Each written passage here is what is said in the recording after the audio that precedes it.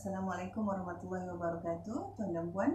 Dalam video kali ini kita akan membincangkan tentang satu lagi bahagian pengurusan dalam organisasi, dalam syarikat, dan terutamanya practicality yang kita boleh bincangkan dalam konteks SME dan juga usahawan, terutamanya yang menjalankan perniagaan-perniagaan kecil dan sederhana.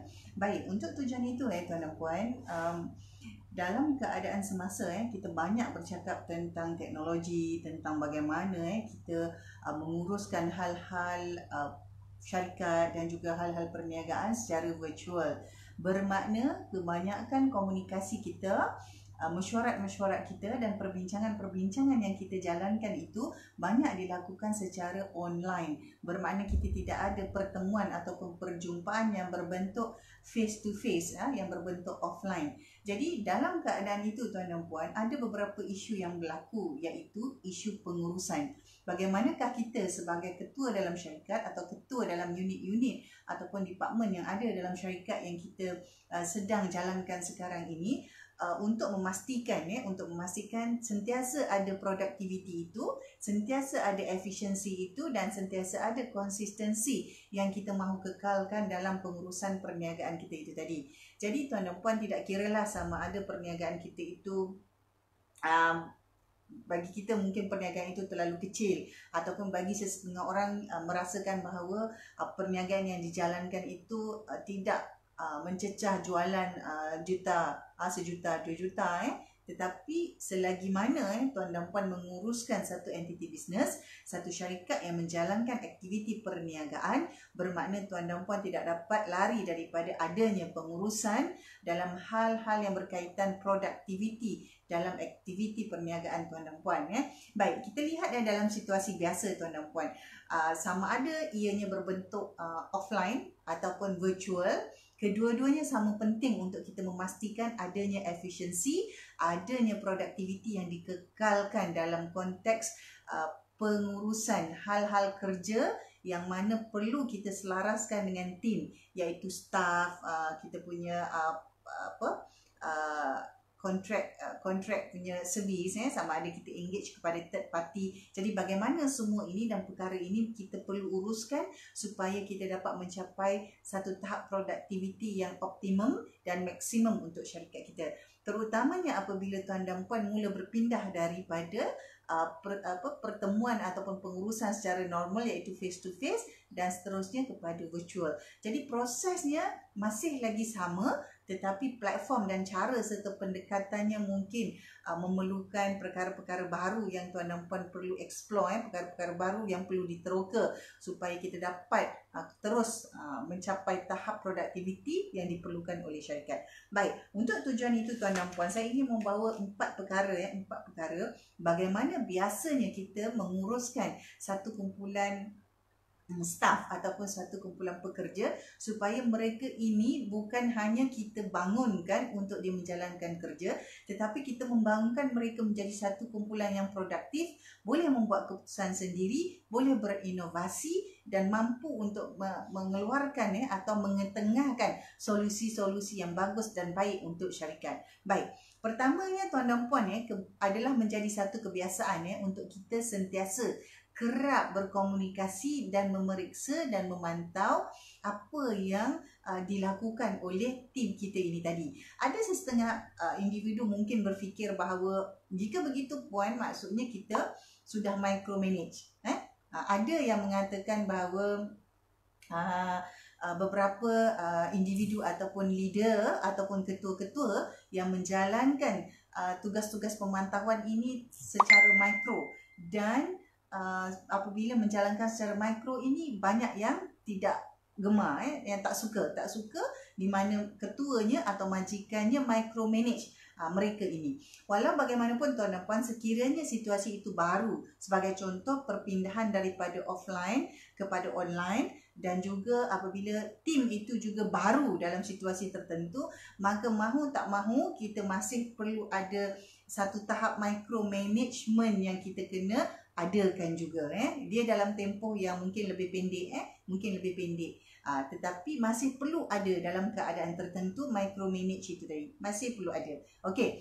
Jadi apakah kebiasaan yang perlu yang boleh kita implement, yang boleh kita aplikasikan, yang boleh kita jalankan supaya kita masih dapat mengekalkan produktiviti dalam syarikat kita itu tadi. Yang pertama tuan dan puan, kita perlu susunkan perjumpaan ataupun pertemuan ataupun perbincangan bersama ketua-ketua bahagian ataupun dengan tim yang kita perlu berikan panduan itu tadi.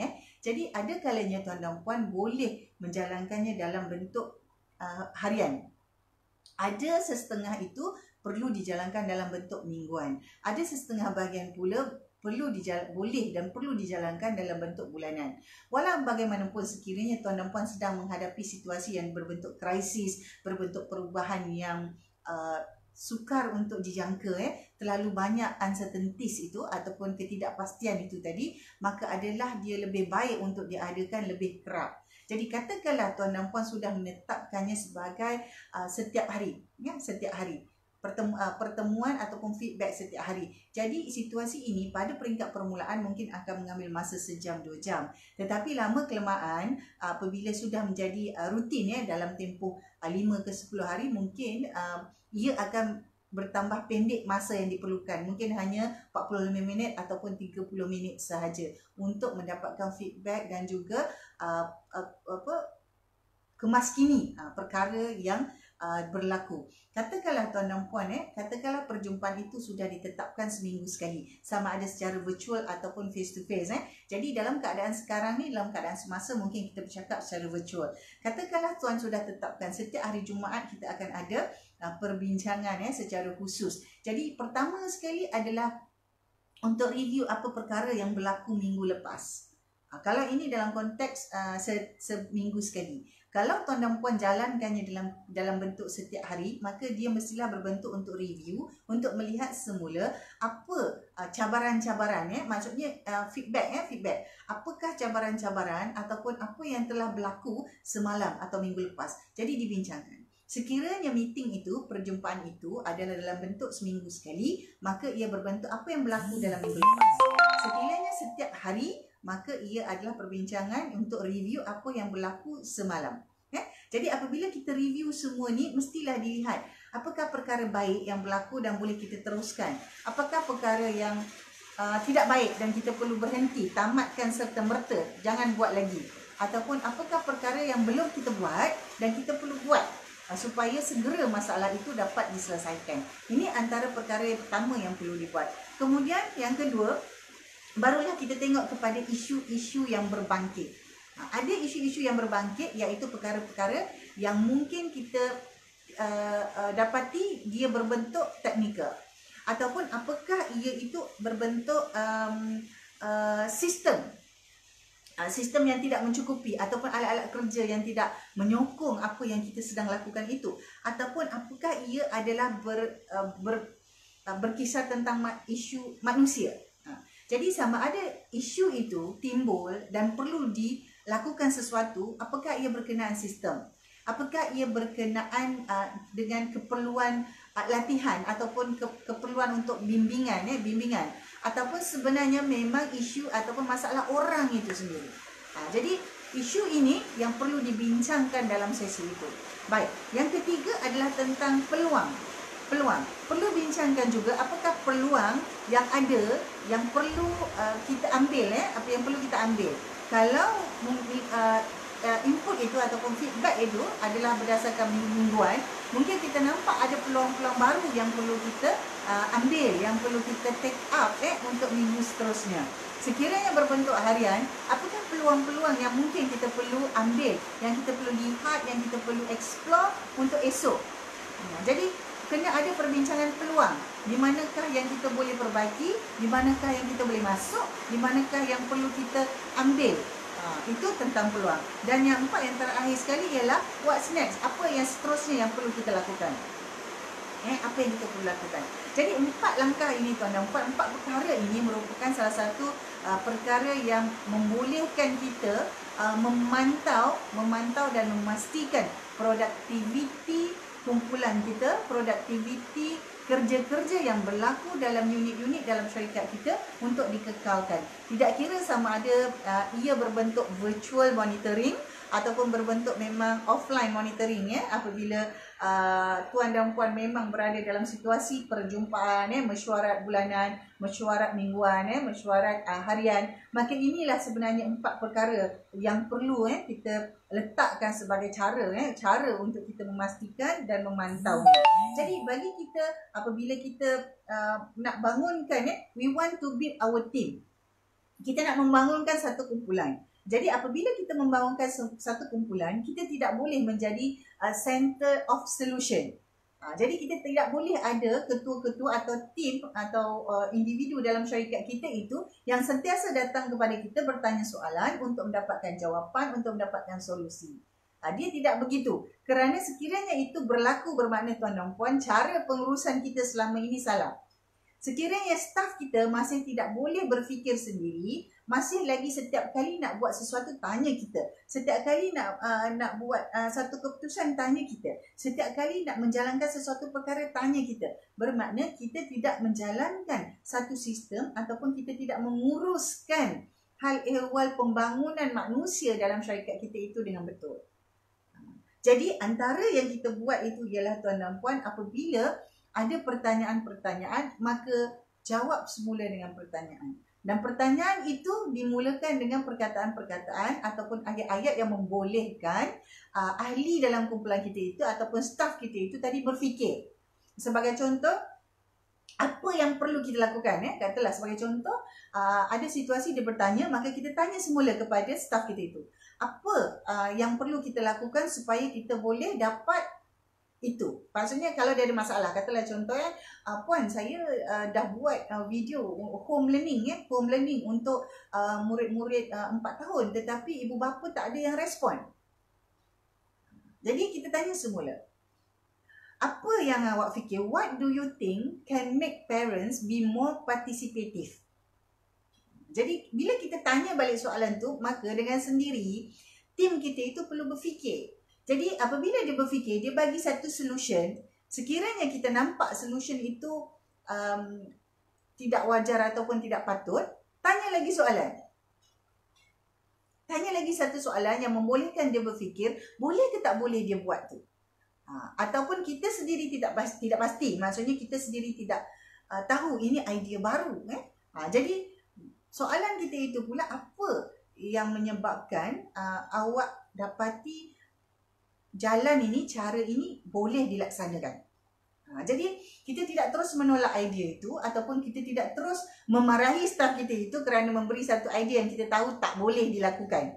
Jadi cara kita sendiri untuk mengurus dan juga membangunkan ahli kumpulan kita ini supaya mereka boleh terus produktif, terutama dalam situasi krisis, maka tuan dan puan, kita perlu mengadakan satu cara ataupun satu sistem bagaimana kita boleh memastikan individu ataupun semua ahli tim kita yang ada dalam syarikat kita itu masih terus kekal. Sama ada mereka melakukan 2 perkara untuk mencapai produktiviti ini tuan dan puan. Satu, sama ada mereka dapat menjimatkan kos-kos dalam pengurusan perniagaan kita, ataupun yang kedua, mereka dapat membawa masuk lebih banyak peluang-peluang baru ataupun kita kata revenue ataupun jualan kepada syarikat kita. Jadi sama ada mereka membawa masuk pendapatan ataupun orang kata save dapat mengurangkan kos-kos dalam operasi syarikat kita itu, maka pencapaian itu adalah pencapaian yang perlu dikira, yang perlu diukur sebagai salah satu kriteria untuk memastikan produktiviti kita secara berterusan ada dalam syarikat. Baik, jadi tuan dan puan, dalam hal ini apabila kita menguruskan individu, kita menguruskan manusia, mahu tidak mahu kita perlu ada satu mekanisme, ada satu sistem. Jadi antaranya adalah rutin, di mana kita perlu ada satu sasaran untuk dicapai yang berbentuk harian ataupun mingguan. Jadi dia bermula daripada perkara yang harian dulu, baru kita akan tengok pencapaian mingguan dan bulanan. Tetapi dalam konteks management, biasanya kita akan sasarkan apa yang kita dah ada dalam tempoh setahun, apa yang kita nak capai. Kemudian baru kita turunkan kepada kuarter, dan kemudian baru kita turunkan kepada bulanan, dan kemudian yang kepada mingguan dan harian. Tetapi dalam konteks pekerja ataupun ahli tim kita itu, mereka mestilah sudah biasa untuk menyusun apa pencapaian dalam bentuk harian. Hari ini mahu capai apa, yang mana dalam 5 ke 6 hari dalam seminggu itu, akhirnya kita ada accumulative achievement. Maksudnya pencapaian secara kumulatif dalam seminggu itu. Dan sehinggalah minggu pertama, kedua, ketiga dan keempat, kita akan ada satu accumulative achievement for the month. Jadi apabila ada kebiasaan rutin untuk menyediakan perkara-perkara ini, untuk memastikan pencapaian perkara-perkara ini, barulah kita dapat mengekalkan produktiviti dalam syarikat kita itu. Jadi antara alat yang penting untuk menyusunkan ini adalah tuan dan puan, termasuklah senarai semak ataupun checklist. Jadi staf kita itu ataupun ahli tim kita itu ataupun individu yang bekerja dalam syarikat ataupun organisasi kita itu mestilah biasa dengan alat-alat ini. Alat-alat bagaimana mereka mengurus sendiri kerja dan memastikan produktiviti itu tercapai. Antaranya yang pertama ialah dengan adanya checklist tu tadi. Dan kedua, tuan dan puan boleh juga sekiranya ada beberapa perkara-perkara teknikal itu, perlulah ada satu cara kerja. Kita kata SOP, tapi sebenarnya tuan dan puan, SOP ini bukanlah satu yang kita kata nak pergi perlu file tebal-tebal, nak ada ISO tu, bukan. Dia memadai dengan adanya satu rujukan. Katalah mungkin kita sediakan satu video ataupun kita sediakan skrip ataupun kita sediakan satu rekod untuk dirujuk. Untuk dirujuk oleh staf kita itu supaya mereka dapat menjalankan kerja itu secara produktif.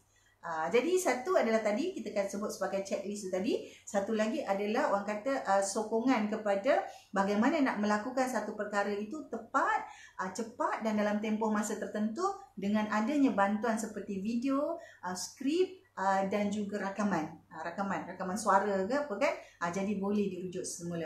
Jadi tuan dan puan, kesemua ini bagi memastikan adanya produktiviti dalam syarikat kita berkekalan, sama ada tuan dan puan mengurus tim ini secara virtual ataupun secara offline, maka dia mesti ada satu sistem. Jadi sekiranya pencapaian ataupun performance tim kita itu tidak mencapai satu tahap yang kita mahu, maka rujuk semula, refer balik, lihat semula apa yang kita sudah lakukan. Apakah kita sudah menjalankan perkara yang betul dan bertepatan untuk membangunkan orang-orang dalam syarikat kita, atau sebenarnya selama ini kita belum lagi memainkan peranan sepenuhnya sebagai ketua. Jadi untuk itu tuan dan puan, video kali ini kita tamatkan di sini dan kita jumpa lagi dalam perbincangan lain di video akan datang. Assalamualaikum.